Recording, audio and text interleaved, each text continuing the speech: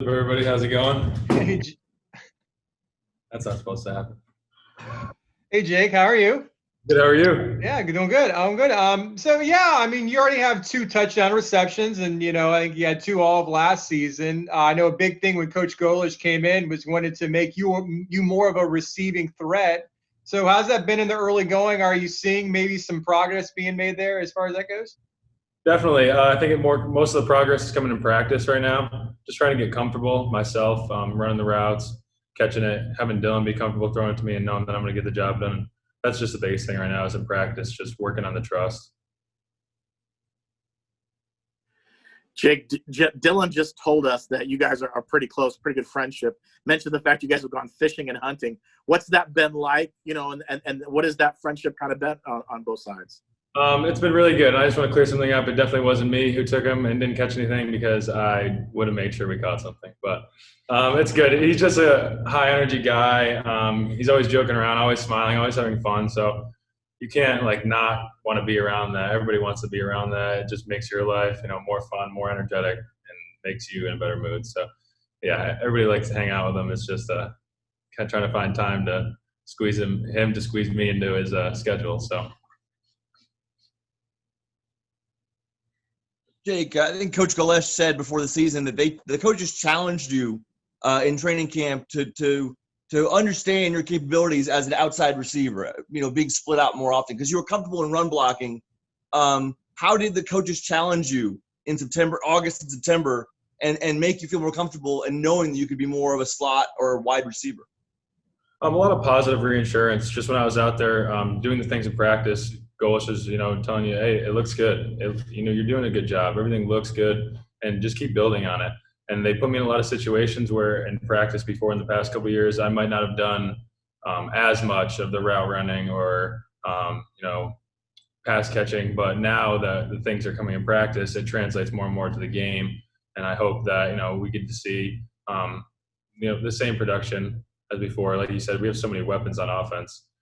With the running backs, the wide receivers, the tight ends. So there's, so many weapons that the ball can only go, to one person every play. So whatever happens. I'm just happy to be here.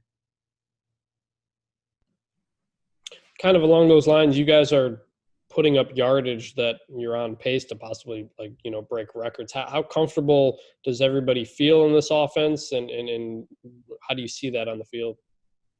I think everybody feels really comfortable. With a lot of the guys, it's their second, third year under this offense, under this staff. Just buying in to the whole process. This was a good year if you're a young guy or if you're a guy who, might need help in the playbook. This is a great year to get it. You were constantly in meetings, more meetings than I think we've ever had before. So the understanding of the offense and what the coaches want us to get done is pretty clear and straightforward now. And that's even easier for us. We have the clear understanding, we have trust in it, and now we have to just go execute, which is probably one of the easiest parts. Jake, you're kind of the elder statesman of the tight end room. What's that been like with some of the younger guys coming in, and have you embraced that role, and how has Coach Golish maybe helped that process along as well? He's helped a lot just because I've never really been in this position, and I actually reached out to Michael Clubiali for some insight. But even he told me, he's like, I was in this leadership position when we were undefeated 2 years in a row. So he's never really had to deal with as much of the adversity. But he gave me some great pointers. Goals just helped me along the way, just trying to understand how to lead a room. And it's also holding myself to a different standard, which I haven't had to do yet in my career. People are looking up to me to see direction of the room. Where are we going to go? What are we going to do? And it's my job to kind of show everybody that direction, make sure that we're all on a path to success. So. Jake, Halloween's coming up on Saturday. I mean, obviously you got a game, you're not worried about Halloween. But as a kid, I asked Dylan the same question, what his favorite Halloween costume was as a kid. He kind of copped out a little bit. What about you? What was your favorite memory dressing up for Halloween? I got to hear the question, so I got to think about it for a little bit. And I think one of my favorite memories was my mom dressed me up as a Hamburglar once, a couple of years. So I got to be, I want to say elementary school, but I remember it was probably one of the best costumes on the street that year. It was handmade, so shout out to Mom. But, yeah, people were really jealous. So.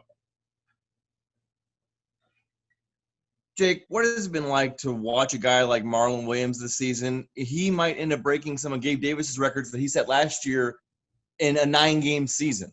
What have you seen from just Marlon's growth as a receiver?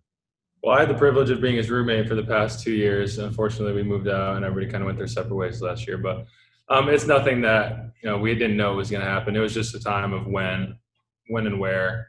We knew that he's been putting the work in and he's been doing everything well in practice. Like I said, just a matter of when he was going to get the opportunity, when the time was going to come, and now that it's here and it's just everybody else gets to see it. It's just something that we already knew. Jake, when Coach Golish got here, what has he kind of instilled in the first season as a co-offensive coordinator, and what stood out to you about what he's maybe told you over the last couple of months? Just something that he's brought and instilled in our group and in the whole entire offense is just bringing energy every day. And he's somebody that does it no matter what the day is, no matter what the situation is. He comes in, he's fired up, ready to go. And just having that in the room, gets us ready for practice. And then he's also out on the practice field challenging other guys. When he gets out there, he's calling other guys out right at the beginning of practice, like, oh, where's your energy? Where's your juice? So, he brings that a lot. But he also brings a great offensive mind, too. There's things that we've done in the past that I've just, okay, this is what we have to do. This is my job. But he also is now explaining on another level. Now I know why I'm doing this and how it fits into the whole entire scheme of the offense. Jake, Coach Heupel said the game against Tulane was probably the team's best in terms of complementary football. But just in terms of offense alone, did you guys feel like that was your best offensive performance all year? Although you've had some other really good ones, do you think that was the top? It felt really good to get out there. And like you said, it was great offensive performance, and I think it just showed how versatile the team is. Marlon we threw for 400, and then we also ran for a lot. Just the defense that they came out in and how we plan to attack it, that kind of changed a little bit. So it's just being adaptable and being able to go out there and just do what your job is and execute it. I think that was the best time that we've gone out there and just executed.